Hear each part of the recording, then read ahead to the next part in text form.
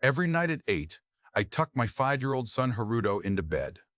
He folds his hands across the blanket, closes his eyes, and whispers, "Good night, Mama." Then he opens his eyes again, turns his face toward the ceiling and says, "Good night, Tenjo-kun." Oh, Tenjo-kun. Ceiling friend, the first time he did it, I laughed.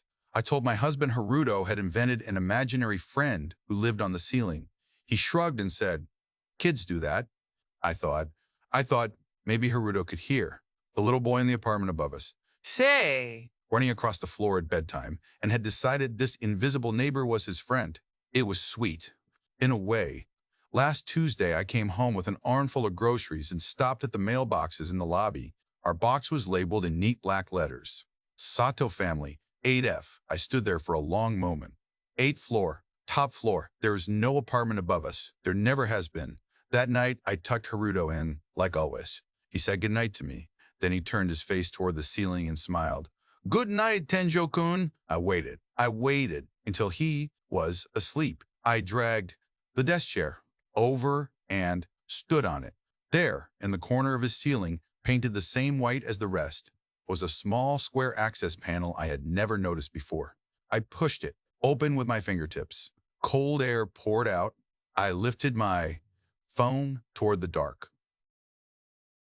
Did you notice the horror in this story? Did you catch that? Haruto wasn't talking to an imaginary friend.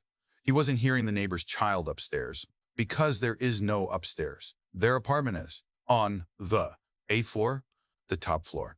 The top floor of the building. Nothing above them except the roof and the narrow crawl space between the ceiling and the concrete. When his mother lifted her phone into that crawl space, the light caught a flattened sleeping bag, an empty plastic bottle, a folded towel, still slightly worn. And in the floor of the crawl space, directly above the spot where Haruto's pillow lay every night, someone had drilled a small round hole the size of a coin. From inside the crawl space, you could lie on your stomach and look straight down through that hole onto the bed of a sleeping 5-year-old boy. For weeks, maybe months, every night at 8, Haruto had been folding his hands, closing his eyes, and waving goodnight to a stranger. And every night, the stranger had been watching back.